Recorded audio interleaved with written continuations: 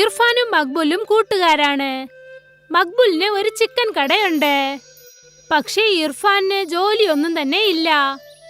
എന്താ സുഹൃത്തെ, ഇന്ന് നിനക്ക് ജോലി കിട്ടിയില്ലേ? ഞാൻ എന്ത് പറയാനാ, എനിക്ക് ഇന്നും ജോലി കിട്ടിയില്ല. ഇത്രയും പഠിച്ചിട്ട് എന്ത് പ്രയോജന? ഒരു ജോലി പോലും എനിക്ക് കിട്ടിയില്ല. ഞാൻ എന്താ ചെയ്യേണ്ടത് എനിക്കെന്നെ അറിയുന്നില്ല. ഇപ്പോ റുക്സേനെ നോക്കുന്ന ജോലിയും എന്റെ തലയിൽ വന്നു. സുഹൃത്തെ, നീ ഇത്രയും പെട്ടെന്ന് കല്യാണം ചെയ്യാൻ പാടില്ലായിരുന്നു. പക്ഷെ എന്ത് ചെയ്യാനാ, നിനക്ക് പറ്റിപ്പോയി. ജോലി ചെയ്തേ പറ്റൂ, ജോലി കണ്ടേ പറ്റൂ. നിനക്ക് നന്നായിട്ട് അറിയാലോ ഞാൻ ഏതുപോലെ ചുറ്റുവട്ടാരത്തിലെ കല്യാണം ചെയ്തതെന്ന്. ഞാനങ്ങ് കല്യാണം കഴിച്ചിട്ടില്ലെങ്കിൽ റുക്സേന അവളുടെ അച്ഛൻ വേറെ ആർക്കെങ്കിലും കല്യാണം കഴിച്ചു കൊടുത്തേനെ. പക്ഷേ കല്യാണം കഴിച്ചതിന് ശേഷമാണ് എനിക്ക് ഇത്രയും ഭാരമായത്. എനിക്ക് ഒന്നും മനസ്സിലാവുന്നില്ല, ഞാൻ എന്താ ചെയ്യേണ്ടത്? എടാ ഇർഫാൻ, നിനക്ക് ഷവർമ ചെയ്യാൻ നന്നായിട്ട് അറിയാലോ. അതെ, നിനക്കൊരു ഷവർമ കട വെച്ചൂടെ? എടാ, കട വെക്കണമെങ്കിൽ കുറച്ച് പൈസ ആവശ്യമില്ലേ? അതിന് ഞാൻ എവിടെ പോവും? അതിന് ഞാനുണ്ടല്ലോ, ഞാൻ നിനക്ക് കടം തരാം. നിന്റെ ബിസിനസ് കുറച്ച് വളരട്ടെ, എന്നിട്ട് നീ നിന്റെ കടം താ. അതും ശരിയാണ്. ഇർഫാൻ സന്തോഷത്തോടെ വീട്ടിലേക്ക് പോയി. എന്നിട്ട് റുക്സാനയോട് നടന്നതൊക്കെ പറഞ്ഞു. ദൈവത്തിന് നന്ദി, നിങ്ങൾക്ക് എങ്ങനെങ്കിലും ഒരു വഴി കിട്ടിയല്ലോ. ഞാൻ വേഗം തന്നെ ഒരു ഷവർമ കട തുടങ്ങാൻ പോവുകയാണ്. നമുക്ക് നല്ല വരുമാനം വരുന്ന എനിക്ക് വിശ്വാസമുണ്ട്. നമ്മുടെ കാര്യങ്ങളെല്ലാം ശരിയാവും. തീർച്ചയായും. ഞാൻ അള്ളാഹിനോട് പ്രാർത്ഥിക്കാം. മക്ബൂലിനോട് കാശ് കടം വാങ്ങി ഇർഫാൻ ഷവർമ ചെയ്യാനുള്ള മെഷീൻ വാങ്ങി. അവൻ മക്ബൂലിന്റെ കടയിൽ നിന്നും തന്നെ ചിക്കൻ വാങ്ങിക്കാനായി ചെന്നു. അങ്ങനെ പതുക്കെ അവന്റെ ഷവർമ കടയും തുടങ്ങി. ചേട്ടാ, ഒരു ഷവർമ തരൂ. ധാരാളം വാങ്ങിച്ചോളൂ. പതുക്കെ പതുക്കെ ഇർഫാന്റെ ഷവർമ കടയിൽ കസ്റ്റമേഴ്സിന്റെ തിരക്ക് അധികരിക്കാൻ തുടങ്ങി. ഇതിന്റെ രുചി വളരെ നന്നായിട്ടുണ്ട് ചേട്ടാ. പിന്നെ ഉണ്ടാവില്ലേ, ഒക്കെ മസാല വീട്ടിൽ നിന്നുണ്ടാക്കിയതാണ്. വാവ്, അത്ഭുതം തന്നെ. കഴിക്കാൻ തന്നെ നല്ല രുചിയുണ്ട്. ഇർഫാനും ഒരുപാട് സന്തോഷമായി. അതായത് അവന്റെ ഷവർമ എല്ലാവർക്കും ഇഷ്ടപ്പെട്ടെന്ന്. അവന്റെ കസ്റ്റമേഴ്സ് ഒരുപാട് ആകാംക്ഷയോടെ അവിടേക്ക് ഷവർമ കഴിക്കാനായി എത്തും. ഒരാഴ്ച ആയപ്പോൾ വീട്ടിലിരുന്നു കൊണ്ട് കിട്ടിയ കാശ് അവൻ എണ്ണിക്കൊണ്ടിരിക്കുകയായിരുന്നു. 4000 റുപ്യ ലാഭം കിട്ടിയിട്ടുണ്ട്. ഇതിലുള്ള 2000 റുപ്യ നമ്മുടെ വീട്ടു ചെലവിനും ബാക്കിയുള്ളത് ചെലവിന് വെച്ചോളാം. പിന്നെ ബാക്കിയുള്ള 2000 റുപ്യ മക്ബൂൽ ചേട്ടന് തിരിച്ചു കൊടുക്കണം. അതെ അതെ, അതാണ് ശരി. ഇതേപോലെ തന്നെ നടന്നാൽ മക്ബൂൽ ചേട്ടനടുത്ത് വാങ്ങിയ കടൻ വേഗം തന്നെ കെട്ടാൻ പറ്റും. എന്താ, ശരിയല്ലേ? തീർച്ചയായും. അന്ന് ഇർഫാൻ മക്ബൂലിനോട് ആദ്യത്തെ പലിശ നൽകാനായി ചെന്നു. ഞാൻ വിചാരിക്കുന്നു നിന്റെ കട നന്നായിട്ട് പോകുന്നുണ്ടല്ലേ ഇർഫാൻ? അതെ ചേട്ടാ, ഇതേപോലെ നന്നായിട്ട് പോകുമെന്ന് തോന്നുന്നു. അതെ അതെ, തീർച്ചയായിട്ടും നടക്കും. നീ ഇതേപോലെ തന്നെ നന്നായിട്ട് ചെയ്യൂ. തീർച്ചയായിട്ടും ചേട്ടാ. ഇർഫാൻ ദിവസവും വൈകുന്നേരം തന്റെ ഷവർമ കട തുടങ്ങും. പിന്നീട് അവൻ തന്റെ കട തുറന്നതും തന്നെ അവിടേക്ക് കസ്റ്റമേഴ്സിന്റെ കൂട്ടം എത്താൻ തുടങ്ങും. എനിക്കൊരു ഷവർമ തരൂ. എനിക്കും 2 ഗാർലിക് ഷവർമ പാർസൽ. എനിക്കും ഒരു ഷവർമ. ഇരിക്കൂ, ഇപ്പൊ കൊണ്ടുവരാം. കട ഓപ്പൺ ചെയ്ത് ക്ലോസ് ചെയ്യുന്നത് വരെ ഇർഫാൻ ജോലി ചെയ്തുകൊണ്ടേയിരിക്കും. കസ്റ്റമേഴ്സിന്റെ തിരക്ക് ഒരിക്കലും കുറയില്ലായിരുന്നു. ഓരോ ദിവസവും രാത്രി 10 മണി ആയതും തന്നെ കട ക്ലോസ് ചെയ്തിട്ട് വീട്ടിലേക്ക് ചെന്ന് തനിക്ക് കിട്ടിയ വരുമാനം എണ്ണി നോക്കി ഇർഫാൻ ഒരുപാട് സന്തോഷിച്ചു. സുബൈർ ദിവസവും ഇതൊക്കെ തന്നെ ശ്രദ്ധിക്കുന്നുണ്ടായിരുന്നു. ഈ ഷവർമ ബിസിനസ്സിൽ നല്ല ലാഭമുണ്ടല്ലോ. ഞാനൊരു ഷവർമ ബിസിനസ് തുടങ്ങാൻ പോവുകയാണ്. ഇർഫാൻ ഷവർമ 80 റുപ്യക്കാണ് വിൽക്കുന്നത്. ഞാൻ അതിനെക്കാട്ടും കുറഞ്ഞ വിലയിലാണ് വിൽക്കാൻ പോകുന്നത്. എന്നാലേ ജനങ്ങളൊക്കെ എന്റെ അടുത്ത് വന്ന് വാങ്ങിക്കും. സുബൈർ മനസ്സിൽ ചിന്തിക്കാൻ തുടങ്ങി. എങ്ങനെ ഷവർമയുടെ വില കുറയ്ക്കാമെന്ന് ഗൂഢാലോചന ചെയ്തു. ഞാൻ വില കുറഞ്ഞ ചിക്കനാണ് വാങ്ങേണ്ടത്. പിന്നെ വില കുറഞ്ഞ ചിക്കൻ വാങ്ങിക്കാനായി സുബൈർ ഒരുപാട് കടകളിലേക്ക് ചെന്നു. എല്ലാ കടകളിലും അവന് ഒരേ വിലയിലാണ് കിട്ടിയത്. അവസാനം അവൻ അക്രമിന്റെ ഷോപ്പിലേക്ക് ചെന്നു. അക്രം ഒരു 1-ാം നമ്പർ കള്ളനാണ്. ഇതാ നോക്കുമോനെ, എനിക്ക് ദിവസവും 10 കിലോ ചിക്കൻ ആവശ്യമാണ്. പക്ഷെ വില കുറച്ചായിട്ടാ ഇടേണ്ടത്. എന്നാ ഒരേ ഒരു വഴിയേ ഉള്ളൂ. അതെന്താണ്? നീ ചത്തുപോയ കോഴിയെ വാങ്ങിച്ചോ. ചത്തുപോയ കോഴീനെ കിലോന് ഞാൻ 50 റുപ്യ വാങ്ങിക്കുന്നുള്ളൂ. ചത്തുപോയ കോഴി കൊണ്ട് വേറെ പ്രശ്നമൊന്നും വരില്ലല്ലോ. അങ്ങനൊന്നുമില്ല. ചത്തുപോയ കോഴിയാണ് നല്ല വ്യാപാരം ഉണ്ടാവുന്നത്. ഇതിനെപ്പറ്റി ആർക്കും ഒന്നും അറിയില്ലട്ടോ. ഏത് കോഴിയും കഴിക്കുന്നവന് ചത്ത കോഴിയാണോ ഇല്ല വെട്ടിയ കോഴിയാണെന്ന് ആർക്കും അറിയാം. പക്ഷെ ഇതുകൊണ്ട് ആർക്കും ഒരു സൂക്കേടൊന്നും വരില്ലല്ലോ. നീ എന്താ ഇങ്ങനെ ആലോചിക്കുന്നേ? ഒന്നും വരില്ലേ? അതായത് ഒരു സ്ഥലത്ത് നിന്ന് മറ്റൊരു സ്ഥലത്തേക്ക് കൊണ്ടുപോകുമ്പോൾ പോകുന്ന വഴിയിൽ അത് കാറ്റിൽ കിട്ടാതെ മരിച്ചു പോകുന്നു. ഇത് കഴിക്കുന്നോണ്ട് വേറെ ഒരു പ്രശ്നം വരില്ല. എന്നാ ശരി, ഈ കച്ചവടത്തില് ഞാനുണ്ട്. നീ ദിവസവും 50 ഉറുപ്പിക്ക് 10 കിലോ ചിക്കൻ അങ്ങ് തന്നേക്ക്. പക്കാ. സുബൈർ ഷവർമ ചെയ്യാനുള്ള മെഷീൻ വാങ്ങി. പിന്നീട് അവൻ ഇർഫാന്റെ ഷവർമ കടയുടെ തൊട്ടടുത്ത് തന്നെ തന്റെ ഷവർമ കട ഓപ്പൺ ചെയ്തു. സുബൈർ ഒരു വലിയ പലകയിൽ വില എഴുതി വെച്ചു. സുബൈർ വെറും 50 രൂപയ്ക്ക് ഷവർമ വിൽക്കാൻ തുടങ്ങി. ഇപ്പോൾ ഇർഫാന്റെ കടയിലേക്ക് വരുന്ന കസ്റ്റമേഴ്സ് കുറച്ചുപേർ അവിടെ വില കുറവായതുകൊണ്ട് അദ്ദേഹത്തിന്റെ കടയിലേക്ക് പോകാൻ തുടങ്ങി. പിന്നെ കുറെ കസ്റ്റമേഴ്സ് ഉണ്ടായിരുന്നു. അവർ ഇർഫാന്റെ കടയിൽ മാത്രമേ ഷവർമ കഴിക്കാറുള്ളൂ.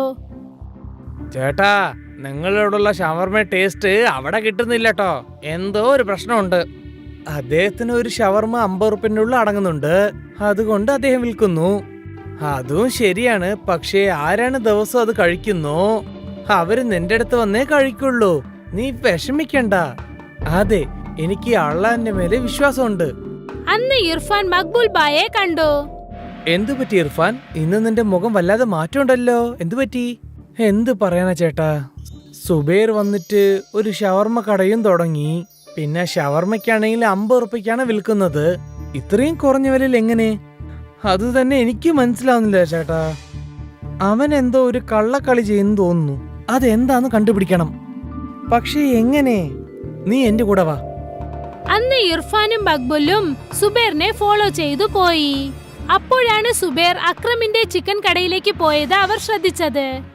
ഇപ്പൊ മനസ്സിലായി. എന്ത്? അക്രം ഒരു വല്ലാതെ മോശക്കാരനാണ്.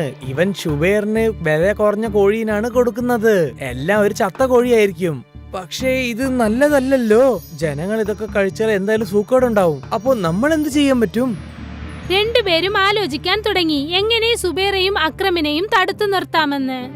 അപ്പോഴാണ് മക്ബൂലിന് ഓർമ്മ വന്നത്. അതായത് അവരുടെ ഇലാക്കയിൽ ഒരു ഫുഡ് ഇൻസ്പെക്ഷൻ ഓഫീസ് ഉണ്ട്. അവിടെ ഫുഡിനെ കുറിച്ചുള്ള കംപ്ലൈന്റ് നമുക്ക് നൽകാം. നമ്മൾ ഫുഡ് ഇൻസ്പെക്ടറിന് പോയിട്ട് ഒരു കംപ്ലൈന്റ് കൊടുക്കാം. ശരി. ഇർഫാനും മക്ബൂലും ഫുഡ് ഓഫീസിലേക്ക് ചെന്നു.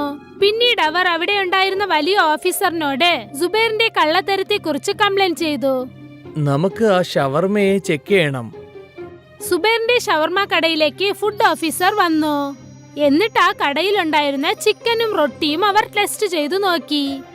സാർ, എന്തെങ്കിലും നമുക്കൊരു സെറ്റിൽമെന്റ് ചെയ്യാം. നീ ജനങ്ങളുടെ ജീവിതത്തിലാണ് കളിക്കുന്നത്. ഇതിൽ ഞങ്ങൾക്ക് നീ കൈക്കൂലി തരാൻ നോക്കുന്നോ? ഓഫീസർ സാമ്പിൾ എടുത്തു.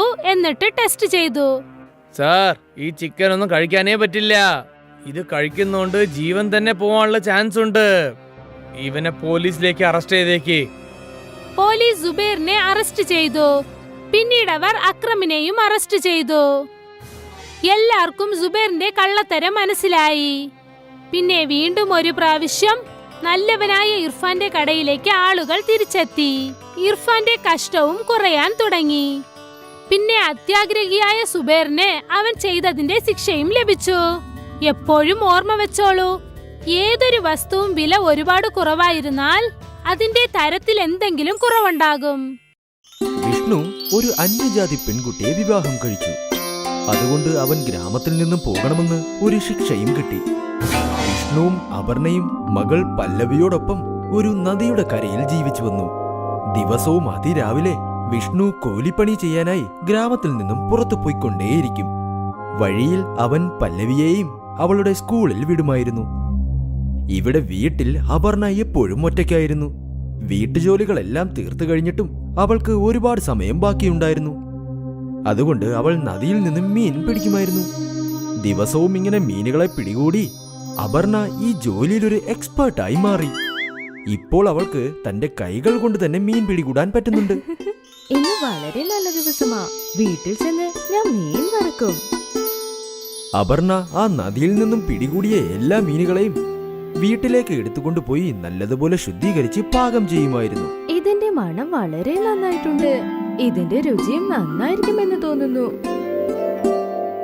വൈകുന്നേരം വിഷ്ണുവും പല്ലവിയും വീട്ടിലേക്ക് വരുമ്പോൾ അപർണ അവർക്ക് വേണ്ടി ഭക്ഷണമുണ്ടാക്കി കൂടെ മീനും വിളമ്പിക്കൊടുത്തു. രുചിച്ച് നോക്കിയിട്ട് പറയോ എങ്ങനെയുണ്ടെന്ന്. അമ്മേ, ഇതിൽ രുചിച്ചു നോക്കാൻ എന്താ ഉള്ളേ? നിങ്ങൾ ചെയ്തെങ്കിൽ വളരെ നന്നായിരിക്കും. ഓ അതെയോ? അതെ അമ്മേ. നിങ്ങൾ ഉണ്ടാക്കുന്ന മീനുകളൊക്കെ എന്റെ സ്കൂളിലേക്ക് അയക്കില്ലേ? അപ്പോഴേക്ക് എന്റെ ഫ്രണ്ട്സ് അത് വിടാതെ കഴിക്കും. നിങ്ങളുടെ അമ്മ വളരെ നന്നായി മീനുണ്ടാക്കുന്നുണ്ടെന്ന് അവർ പറഞ്ഞുകൊണ്ടിരിക്കും. നല്ല കാര്യം. അതെ അതെ, നിന്നെ പോലെ ആർക്കും തന്നെ മീൻ കറി വെക്കാനേ സാധിക്കില്ല. ഞാൻ സത്യമായിട്ടും പറഞ്ഞതാ. മീനെന്ന് പറഞ്ഞതും എനിക്കൊരു കാര്യം തോന്നി. ഞാൻ കുറെ മീനുകൾ പിടിച്ച് അത് മാർക്കറ്റിൽ വിൽക്കാമെന്ന് നോക്കുന്നു. അതുകൊണ്ട് എനിക്ക് കുറച്ച് പൈസയും കിട്ടും. ആ, നിനക്ക് വിൽക്കാം. നീ നന്നായി മീനുകളെ പിടികൂടുമല്ലോ. ആ, അപ്പൊ നാളെ മുതൽ ഞാൻ പണി തുടങ്ങാം. അടുത്ത ദിവസം അപർണ ഒരുപാട് മീനുകളെ പിടികൂടി. എന്നിട്ട് ആ മീനുകളെല്ലാം ഒരു കുട്ടയിലാക്കി മാർക്കറ്റിലേക്കും പോയി. നല്ല നല്ല മീനുകൾ. ഇന്നാണ് നദിയിൽ നിന്ന് പിടിച്ച മീനുകൾ. നല്ല വെള്ളത്തിൽ നിന്ന് എടുത്ത മീനാണോ? ഹാ ചേച്ചി, ഇതൊക്കെ നദിയിൽ നിന്ന് പിടിച്ചുകൊണ്ടുവന്ന മീനുകളാണ്. ഇല്ല ഇല്ല, എനിക്ക് വേണ്ട. ഒരുപാട് ആൾക്കാർ അപർണയുടെ മീൻ കണ്ട് അടുത്തേക്ക് വന്നു. എന്നാൽ കുറച്ചുപേർ മാത്രമേ മീൻ വാങ്ങിയുള്ളൂ. ഇത് കണ്ട് അപർണ ഒരുപാട് വേദനിച്ചു. സാരമില്ല, ഇന്ന് ആദ്യത്തെ ദിവസമല്ലേ.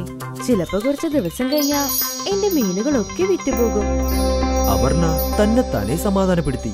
പിന്നെ കുട്ടയും എടുത്ത് അവൾ വീട്ടിലേക്കും പുറപ്പെട്ടു. അങ്ങനെ അടുത്ത ദിവസവും അപർണ നല്ല നല്ല മീനുകൾ പിടികൂടി. എന്നിട്ട് അത് വിൽക്കാനായി മാർക്കറ്റിലേക്കും പോയി. മീൻ വാങ്ങിക്കോളൂ, നല്ല നല്ല മീനുകൾ. ഇന്നും അവസ്ഥ അത് തന്നെ. മീനുകൾ അധികം വിറ്റതേയില്ല. ഇങ്ങനെ ഒരുപാട് ദിവസം സംഭവിച്ചുകൊണ്ടേയിരുന്നു. അപ്പോൾ അപർണയുടെ മനസ്സ് വേദനിച്ച് അവൾ ഒരുപാട് ദുഃഖിതയായി. അവൾ മീനുകൾ നിറച്ച കുട്ടയുമായി തിരിച്ച് വീട്ടിലേക്ക് വന്നു. വളരെ വിഷമത്തോടെ അവൾ പാചകം ചെയ്തു. വിഷ്ണു വീട്ടിലേക്ക് വന്നപ്പോൾ അപർണ അവിടെ ഇരിക്കുന്നത് കണ്ട് അപർണയുടെ മൂഡ് ശരിയല്ല എന്നവന് മനസ്സിലായി. അപർണെ, എന്തു പറ്റി? മീൻ വിറ്റ് കുറച്ച് പൈസ സമ്പാദിക്കാമെന്നാണ് വിചാരിച്ചേ. പക്ഷെ ആരും എന്റെ മീനുകൾ വാങ്ങുന്നേയില്ല. നിനക്ക് മീൻ വിൽക്കുന്നതിന് പകരം മീൻ കറി വിറ്റുകൂടെ? ആ, എല്ലാവരും വാങ്ങിക്കോളും. എന്താ ഏട്ടാ, കളിയാക്കുകയാണോ? അയ്യോ, അല്ല അല്ല, ഞാൻ ശരിക്കും പറഞ്ഞതാണ്. നീ വെച്ചുണ്ടാക്കുന്ന മീൻ കറിക്ക് എന്ത് രുചിയാണെന്ന് നിനക്കറിയാമോ? എന്നിരുന്നാലും മീനിനെ പിടികൂടുന്നത് നീയല്ലേ. അതുകൊണ്ട് കുറഞ്ഞ വിലയ്ക്കും നിനക്ക് വിൽക്കാം. നീ നന്നായി ഒന്ന് ആലോചിക്കേ. വിഷ്ണു ഇങ്ങനെ പറഞ്ഞ് വീട്ടിൽ നിന്നും പുറത്തേക്ക് പോയി. ഇപ്പോൾ അപർണയും വിഷ്ണു പറഞ്ഞത് ഓർത്തുകൊണ്ടേയിരുന്നു. എല്ലാവരും എന്റെ മീൻകറി പുകഴ്ന്നുകൊണ്ടേയിരിക്കും. അപ്പൊ ഞാൻ ഒരു വട്ടം ശ്രമിച്ചു നോക്കിയേക്കാം. എങ്ങനെയായാലും എനിക്ക് പൈസ സമ്പാദിച്ചാൽ മതിയല്ലോ. മീനുകൾ വിറ്റ് അല്ലെങ്കിൽ മീൻകറി വിറ്റ് എന്തായിരുന്നാലും എന്താ. ഇപ്പോൾ അപർണയുടെ മുഖത്തൊരു പുഞ്ചിരി വന്നു. അവൾ വീണ്ടും ഒരു തവണ കൂടി ശ്രമിച്ചു നോക്കാമെന്ന് തീരുമാനിച്ചു. അടുത്ത ദിവസം അപർണ നല്ല മീനുകൾ പിടികൂടി അതെല്ലാം വീട്ടിൽ കൊണ്ടുവന്ന് പാകം ചെയ്തുകൊണ്ടിരുന്നു. പാചകം ചെയ്തതിന് ശേഷം അപർണ ഒരു പാത്രത്തിൽ മീനുകളെല്ലാം വെച്ചു. പിന്നെ മറ്റൊരു പാത്രത്തിൽ ഫ്രൈസും വെച്ചു. പിന്നെ അവൾ ഒരു സഞ്ചിയും എടുത്ത് വീട്ടിൽ നിന്നും പുറപ്പെട്ടു. അപർണ മാർക്കറ്റിൽ എത്തി. മീൻ കറി വെറും 25 രൂപയിൽ മീൻ കറി. മീൻ ബാത്തെന്ന് കേട്ടതും കസ്റ്റമേഴ്സ് എല്ലാവരും വരാൻ തുടങ്ങി.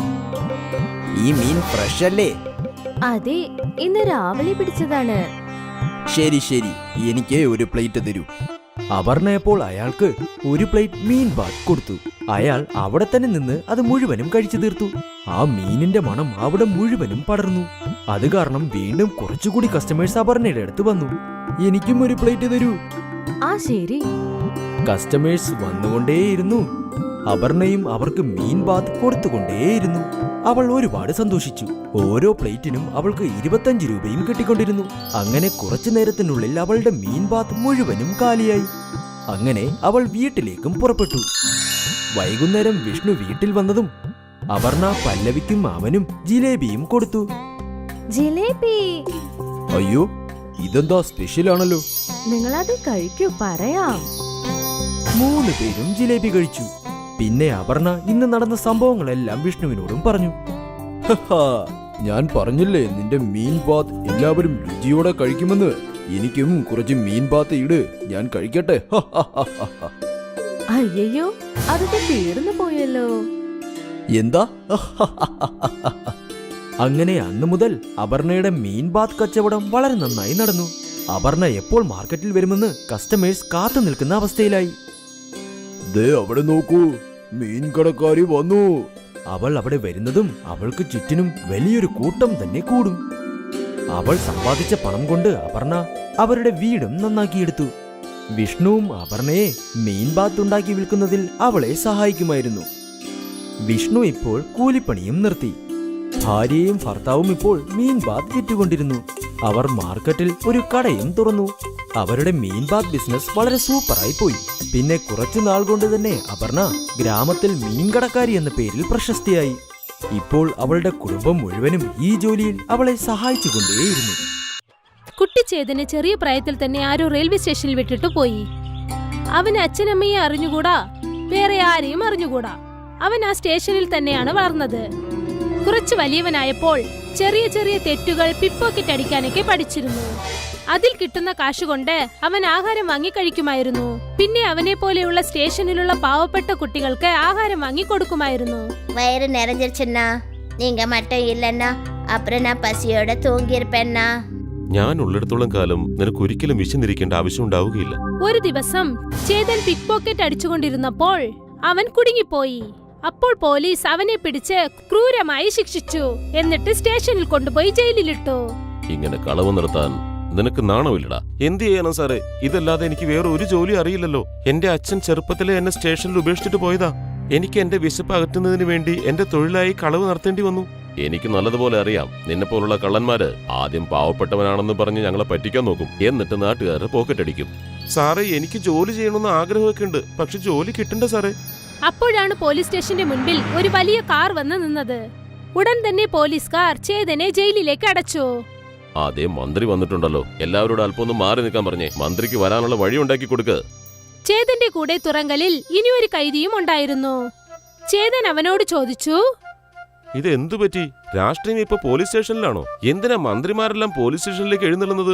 ഓ, എന്നാ മിനിസ്റ്റർ ആടാവേ, അയാളും നമ്മളെ പോലെ തന്നെ ഒരു ജയിൽ പുള്ളിയാടാവേ. എന്ത് ജയിൽ പുള്ളിയാണെന്നോ? എന്നിട്ടെന്തിനാ പോലീസുകാരെല്ലാം അയാളെ തൊഴുതുകൊണ്ട് നടക്കുന്നത്? അതാ എനിക്ക് മനസ്സിലാകാത്തത്. നമ്മളെല്ലാം ചെറിയ കളവുകളാ നടത്തുന്നത്, എന്നിട്ടും പോലീസുകാർ നമ്മളെ അടിച്ചും ഇടിച്ചും ഇവിടെ കൊണ്ടുവന്ന് പൂട്ടിയിടുകയല്ലേ.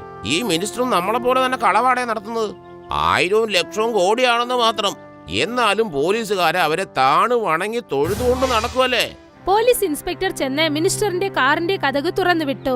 എന്നിട്ട് അദ്ദേഹത്തിന് സല്യൂട്ട് ചെയ്ത് അകത്തേക്ക് വരാൻ പറഞ്ഞു. നമസ്കാരം സാറേ, സാറിന്റെ പിടിപ്പ് കൊണ്ടാണ് എനിക്ക് ജോലി കിട്ടാനുള്ള കാരണം. ആ നന്ദി ഞാൻ ഒരിക്കലും മറക്കില്ല കേട്ടോ. താൻ എനിക്ക് ഇവിടെ എല്ലാ സൗകര്യം ചെയ്തു തരണം. കമ്മീഷണറെ മണിയടിച്ചിട്ടാ ഞാൻ ഈ ജയിലിലേക്ക് എല്ലാം സെറ്റാക്കിയത്. നിങ്ങൾ വിഷമിക്കണ്ട സാറേ, സാറിന് ഈ സ്റ്റേഷനിൽ ഒരു കുറവുണ്ടാവില്ലെന്ന് ഉറപ്പായും ആ കാര്യമെല്ലാം ഞാൻ നോക്കിക്കോളാം സാറേ. പോലീസ് ഇൻസ്പെക്ടർ മിനിസ്റ്ററെ വളരെ ബഹുമാനത്തോടെ അകത്തേക്ക് വിളിച്ചുകൊണ്ടുപോയി. അവിടെ നിന്നും കൂട്ടിക്കൊണ്ടുപോയി പോലീസ് മിനിസ്റ്ററെ തന്റെ കസേരയിൽ ഇരുത്തി. മിനിസ്റ്റർ പറഞ്ഞു, ജയിലില് ഫ്രിഡ്ജ്, AC, TV ഇതെല്ലാം സെറ്റ് ചെയ്തിട്ടുണ്ടല്ലോ അല്ലേ?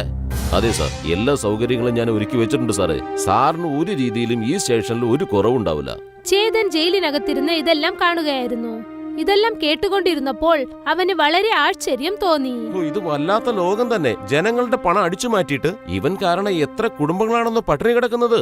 ജയിലിലാണെങ്കിൽ ആഡംബരമായിട്ടുള്ള ജീവിതവും.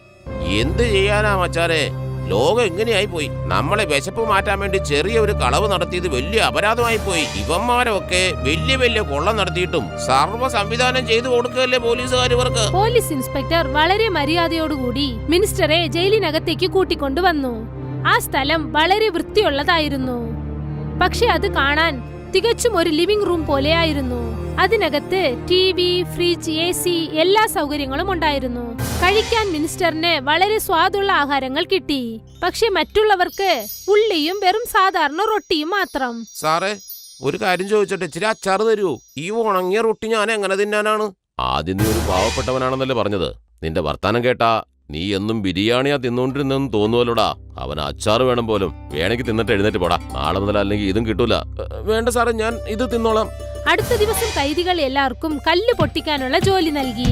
പക്ഷേ കൈദിയായ മിനിസ്റ്റർ മാത്രം ഒരു ചെയറിലിരുന്ന് ഇതെല്ലാം കണ്ടുകൊണ്ടിരുന്നു. എന്നിട്ട് ഇൻസ്പെക്ടറോട് പറഞ്ഞു, എടോ ഇൻസ്പെക്ടറെ, ഭയങ്കര വെയിലാ ഇവിടെ. താൻ പോയി ഒരു കൊട എടുത്തോണ്ടോന്നേ. യെസ് സാർ, ഇപ്പൊ കൊണ്ടുവരാം സാർ. പോലീസ് ഇൻസ്പെക്ടർ കൈദി മിനിസ്റ്ററിനെ വെയിൽ കൊള്ളാതിരിക്കാൻ കുട പിടിച്ചുകൊണ്ട് നിന്നു. മറ്റുള്ള കൈദികളൊക്കെ വെയിലിൽ ജോലിയെടുക്കുകയായിരുന്നു. ഇതിനിടയ്ക്ക് കുട്ടിച്ചേതന്റെ കാലിൽ അറിയാതെ കോടാലി കൊണ്ടു. കാല് മുറിഞ്ഞു. നിന്റെ കണ്ണ് കാണാൻ പാടില്ലടാ, നോക്കി ജോലി ചെയ്യാൻ പാടില്ലേ? നീ കോടാലി കൊണ്ട് നിന്റെ കാല് മുറിച്ചല്ലോടാ. എന്താ സാറേ, ഞാൻ അറിഞ്ഞു വെച്ചോണ്ട് സ്വയം എന്റെ കാല് മുറിക്കോ സാറേ? ഞാനെന്താ മണ്ടനാന്ന് വിചാരിച്ചോ സാറേ?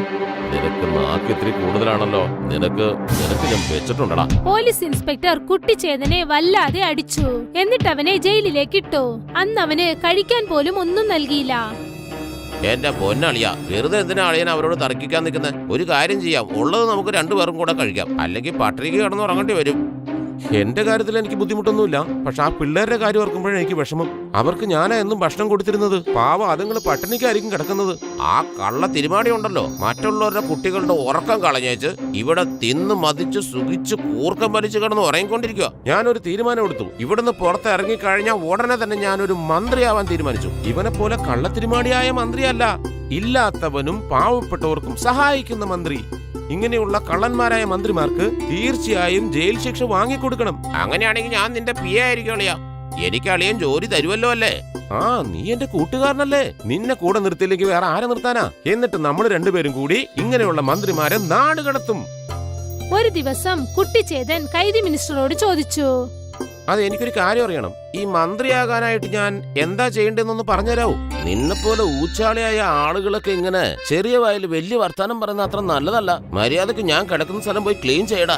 എന്താ സാറേ ഇതൊക്കെ? ഞാനൊരു ചെറിയ ചോദ്യം ചോദിച്ചതിന് അതിന് മറുപടി പറയാൻ പറ്റില്ലെങ്കിൽ അറിയില്ല എന്ന് പറ സാറേ. 6 മാസങ്ങൾക്ക് ശേഷം കുട്ടിച്ചേതൻ തന്റെ ശിക്ഷ കഴിഞ്ഞ് ജയിലിൽ നിന്നും പുറത്തേക്ക് വന്നു. എന്നിട്ട് അനാഥരായ ജനങ്ങൾക്ക് ഇലക്ഷൻ നിന്ന് ആ ഏരിയയിലെ മിനിസ്റ്ററായി മാറി. കുട്ടികൾക്കെല്ലാവർക്കും ഫ്രീ എഡ്യൂക്കേഷനും പിന്നെ ആഹാരവും നൽകി. തെറ്റു ചെയ്യുന്ന മിനിസ്റ്ററുകൾക്ക് വളരെ ക്രൂരമായ ശിക്ഷ നൽകി. കുട്ടിച്ചേതന് ചെറിയ പ്രായത്തിൽ തന്നെ ആരോ റെയിൽവേ സ്റ്റേഷനിൽ വിട്ടിട്ട് പോയി. അവന് അച്ഛനമ്മയെ അറിഞ്ഞുകൂടാ, വേറെ ആരെയും അറിഞ്ഞുകൂടാ. അവൻ ആ സ്റ്റേഷനിൽ തന്നെയാണ് വളർന്നത്. കുറച്ച് വലിയവനായപ്പോൾ ചെറിയ ചെറിയ തെറ്റുകൾ പിപ്പോക്കറ്റ് അടിക്കാനൊക്കെ പഠിച്ചിരുന്നു. അതിൽ കിട്ടുന്ന കാശുകൊണ്ട് അവൻ ആഹാരം വാങ്ങി കഴിക്കുമായിരുന്നു. പിന്നെ അവനെ പോലെയുള്ള സ്റ്റേഷനിലുള്ള പാവപ്പെട്ട കുട്ടികൾക്ക് ആഹാരം വാങ്ങി കൊടുക്കുമായിരുന്നു. வயிறு நிறைஞ்சிருச்சுன்னா நீங்க மட்டும் இல்லைன்னா அப்புறம் நான் பசியோட தூங்கியிருப்பேன்னா.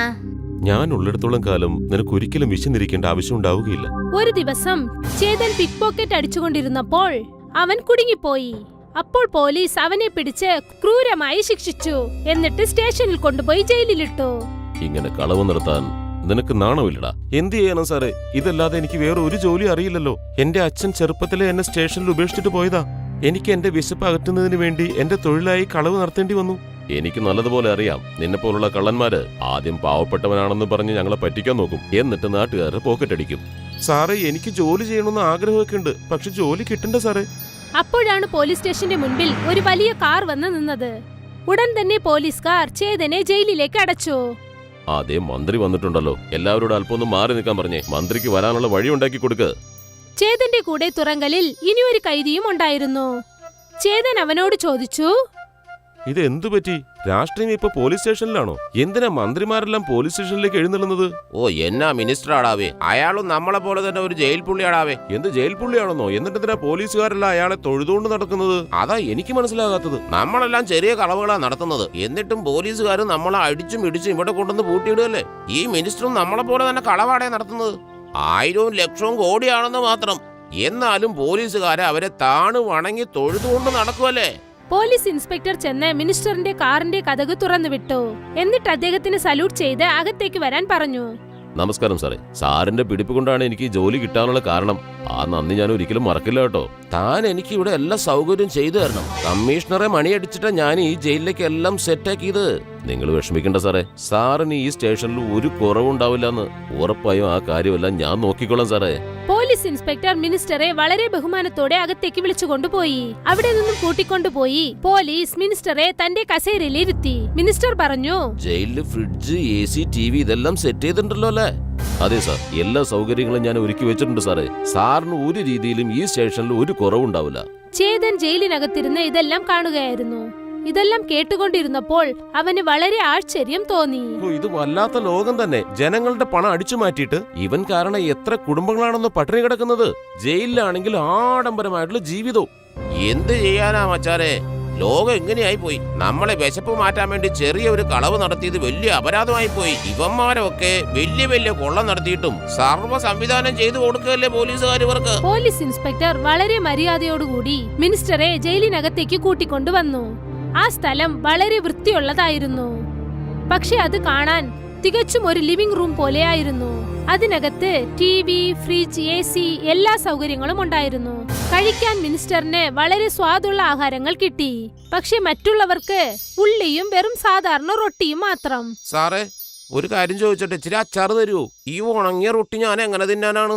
ആദ്യം നീ ഒരു പാവപ്പെട്ടവനാണെന്നല്ലേ പറഞ്ഞത്. നിന്റെ വർത്താനം കേട്ടാ നീ എന്നും ബിരിയാണിയാ തിന്നോണ്ടിരുന്നെന്ന് തോന്നുവല്ലോടാ. അവൻ അച്ചാറ് വേണം പോലും. വേണമെങ്കിൽ തിന്നിട്ട് എഴുന്നേറ്റ് പോടാ. നാളെ മുതൽ അല്ലെങ്കിൽ ഇതും കിട്ടൂല. വേണ്ട സാറേ, ഞാൻ ഇത് തിന്നോളാം. അടുത്ത ദിവസം കൈദികൾ എല്ലാവർക്കും കല്ല് പൊട്ടിക്കാനുള്ള ജോലി നൽകി. പക്ഷേ കൈദിയായ മിനിസ്റ്റർ മാത്രം ഒരു ചെയറിലിരുന്ന് ഇതെല്ലാം കണ്ടുകൊണ്ടിരുന്നു. എന്നിട്ട് ഇൻസ്പെക്ടറോട് പറഞ്ഞു, എടോ ഇൻസ്പെക്ടറെ, ഭയങ്കര വെയിലാ ഇവിടെ. താൻ പോയി ഒരു കൊട എടുത്തോണ്ടോന്നേ. യെസ് സാർ, ഇപ്പൊ കൊണ്ടുവരാം സാർ. പോലീസ് ഇൻസ്പെക്ടർ കൈദി മിനിസ്റ്ററിനെ വെയിൽ കൊള്ളാതിരിക്കാൻ കുട പിടിച്ചുകൊണ്ട് നിന്നു. മറ്റുള്ള കൈദികളൊക്കെ വെയിലിൽ ജോലിയെടുക്കുകയായിരുന്നു.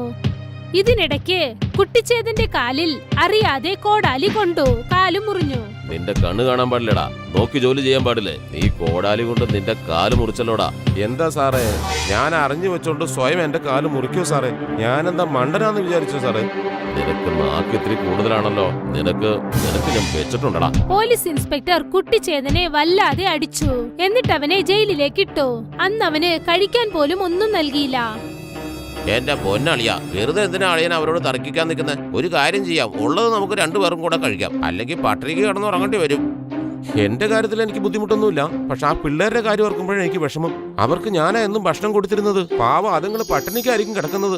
ആ കള്ള തിരുമാടി ഉണ്ടല്ലോ, മറ്റുള്ളവരുടെ കുട്ടികളുടെ ഉറക്കം കളഞ്ഞേച്ച് ഇവിടെ തിന്ന് മതിച്ച് സുഖിച്ച് കൂർക്കം വലിച്ചു കിടന്ന് ഉറങ്ങിക്കൊണ്ടിരിക്കുക. ഞാനൊരു തീരുമാനം എടുത്തു. ഇവിടുന്ന് പുറത്ത് ഇറങ്ങിക്കഴിഞ്ഞാൽ ഉടനെ തന്നെ ഞാനൊരു മന്ത്രിയാവാൻ തീരുമാനിച്ചു. ഇവനെ പോലെ കള്ളത്തിരുമാടിയായ മന്ത്രിയല്ല, ഇല്ലാത്തവനും പാവപ്പെട്ടവർക്കും സഹായിക്കുന്ന മന്ത്രി.